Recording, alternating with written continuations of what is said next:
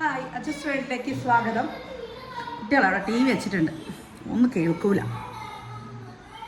ഞാനില്ലേ എപ്പോഴും ഗോതമ്പ് പുട്ട് എന്ന് പറയുമ്പോൾ എല്ലാവരും ചോദിക്കും, എന്താ ഗോതമ്പ് പുട്ട്, ഗോതമ്പ് കൊണ്ട് പുട്ടുണ്ടാക്കാൻ പറ്റുമോ എന്നൊക്കെ ചോദിക്കുന്നുണ്ട്. കുറേ ദിവസം ഇത് ഗോതമ്പ് പുട്ടൊന്ന് കാണിക്കണം, സമയം കിട്ടുന്നില്ല. വളരെ കുറച്ച് ഗോതമ്പ് പൊടി എടുത്തിട്ടുള്ളൂ, കാരണം രാവിലെ ഞാൻ അരിപ്പുട്ട് എല്ലാവർക്കും ഉണ്ടാക്കി കൊടുത്തു. അപ്പോൾ ഇത് എനിക്ക് മാത്രം കഴിക്കാൻ വേണ്ടിയിട്ട് ഒരു പിടി ഗോതമ്പ് പുട്ട്, ഗോതമ്പ് പൊടി. ഓക്കെ, ഇനി നമുക്കിതിലേക്ക് ഇത്തിരി വെള്ളം ഉപ്പും കൂടെ മിക്സ് ചെയ്തിട്ട് ഒഴിച്ചു കൊടുക്കാം. ഇതിൽ ഏറ്റവും ശ്രദ്ധിക്കേണ്ടത്, ഇതിൽ വെള്ളം ഒഴിച്ചു കൊടുക്കുമ്പോഴുള്ള മിക്സിംഗ് ആണ് ശ്രദ്ധിക്കേണ്ടത്. നമ്മൾ കുറേശ്ശെ വെള്ളം, ഞാൻ ഒരു കയ്യിൽ ഫോണും ഒരു കയ്യിൽ ഇതും ആയതുകൊണ്ടാട്ടോ എനിക്ക് ഉള്ളൊരു പ്രശ്നം വരുന്നത്. എന്താ ഇങ്ങനെ വെള്ളം തളിച്ച് കൊടുക്കണം. ഒറ്റയടിക്ക് നമ്മൾ സാധാ പുട്ടിനുണ്ടാക്കുന്ന പോലെ നമ്മൾ വെള്ളം ഒഴിച്ച് അങ്ങനെ കൊടുക്കരുത്. പിന്നെ കുറേ കഴിഞ്ഞ് നിങ്ങൾക്കിതൊരു എക്സ്പീരിയൻസ് ആവും. അപ്പോൾ നിങ്ങൾ എങ്ങനെയാ വെച്ചാൽ ഒക്കെ ചെയ്തോളാം. എന്നാലും എത്ര എക്സ്പീരിയൻസ് ആയാലും ചിലതൊക്കെ അതിൻ്റെ പാകത്തിന് തന്നെ വേണം. കണ്ടോ? അപ്പോൾ പൊടി കണ്ടല്ലോ, ഇങ്ങനത്തെ ഒരു പരുവത്തിൽ ഇങ്ങനെ ആയി വരും.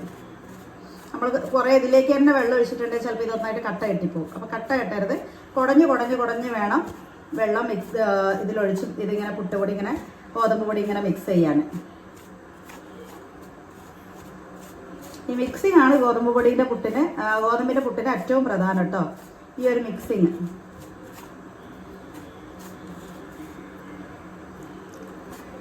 ഞാൻ കൈയൊന്ന് നനച്ചു, എന്നിട്ട് ഇത് വീണ്ടും ഒന്നുകൂടെ ഇതാക്കി. ആദ്യമൊക്കെ ഒന്ന് കുടഞ്ഞു കൊടുത്തു, അപ്പോൾ അത്ര നനത് പോരാ തോന്നിയപ്പോൾ ഞാൻ കൈ ഒന്ന് നനച്ചു, എന്നിട്ട് വീണ്ടും ആ നനഞ്ഞ കൈ കൊണ്ട് ഇതൊന്ന് ഞാൻ ഇതാക്കി. അപ്പോൾ കണ്ടല്ലോ, ഇപ്പോൾ പുട്ടുപൊടി ഈ ഒരു പരുവത്തിൽ ഇങ്ങനെ ഗോതമ്പ് പൊടി ഈ ഒരു പരുവത്തിൽ ഇങ്ങനെ കിട്ടും. കണ്ടോ? ഗോതമ്പിൻ്റെ പൊടി ആക്കി എടുക്കേണ്ടത് കണ്ടോ? അപ്പോൾ അത് നിങ്ങളിങ്ങനെ കുറേശ്ശെ വെള്ളം കുടഞ്ഞ് ഇങ്ങനെ അല്ലാതെ കുഴക്കരുത്. ഇങ്ങനെ കൈ കൊണ്ട് ഇങ്ങനെ ചിക്കി വേണം ചെയ്യാൻ കേട്ടോ. തേങ്ങ ആദ്യം ഇട്ട് കൊടുത്തു. കണ്ടല്ലോ, ഇങ്ങനെ പൊടിയായിട്ടുണ്ടാവുക. അതും കുറ്റിയിലേക്ക് ഇട്ട് കൊടുത്തു. രാവിലെ അരിപ്പൂട്ടുണ്ടാക്കിയ അതേ കുറ്റിയിൽ തന്നെ കേട്ടോ ഞാൻ ഗോതമ്പ് കൂട്ട് ഉണ്ടാക്കുന്നത്. പറഞ്ഞല്ലോ, സമയം എന്തായാലും പുട്ടനിയല്ലേ. അടുത്ത പൊടിയും വാരി നിറച്ചു, തേങ്ങ ഇട്ടു. ഇനി നമുക്കിത്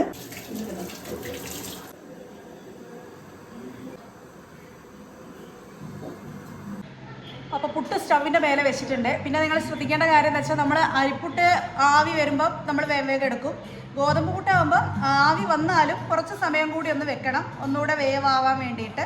അപ്പോൾ അതൊന്ന് ശ്രദ്ധിക്കണം നിങ്ങൾ. എന്താ പറയുക, ആവി വന്നു കഴിഞ്ഞാലും കുറച്ച് സെക്കൻഡ് കൂടെ വന്നോളണം കേട്ടോ. നമ്മുടെ പുട്ട് അവിടെ ആയിക്കൊണ്ടിരിക്കുന്നുണ്ട്. ധൃതി.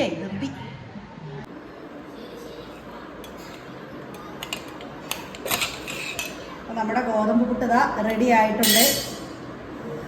കണ്ടല്ലോ.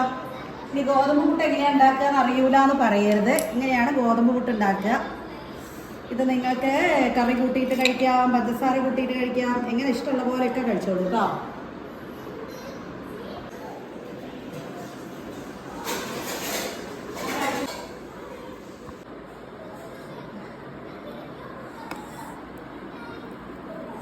നല്ല കടലക്കറി, ചൂടുള്ള കടലക്കറിയും നല്ല ചൂട് ഗോതമ്പ് പുട്ടും പറയാം. പക്ഷേ നമുക്കെപ്പോഴും വീട്ടമ്മമാരെപ്പോഴും നിന്നല്ലേ കഴിക്കാം. നമുക്ക് സമയം ഉണ്ടാവില്ലല്ലോ ഇരുന്ന് കഴിക്കാനൊന്നും.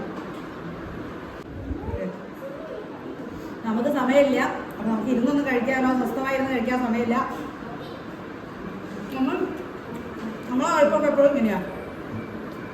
നല്ല ടേസ്റ്റ് ഉണ്ട് കേട്ടോ. അപ്പോൾ എല്ലാവരും ഒന്ന് ട്രൈ ചെയ്യണം. ഗോതമ്പ് പുട്ട് ഉണ്ടാക്കുന്ന എല്ലാവരും വീട്ടിലൊന്ന് ഉണ്ടാക്കി നോക്കുക. ചപ്പാത്തിക്കൊക്കെ ഒരു മാറ്റം ആയിക്കോട്ടെ. അപ്പോൾ ഇഷ്ടപ്പെട്ടിട്ടുണ്ടെങ്കിൽ എല്ലാവരും ലൈക്ക് ചെയ്യുക, കമൻറ്റ് ചെയ്യുക. എൻ്റെ ചാനൽ സബ്സ്ക്രൈബ് ചെയ്യാത്തവരുണ്ടെങ്കിൽ സബ്സ്ക്രൈബ് ചെയ്യുക, ഷെയർ ചെയ്യുക. Okay, by.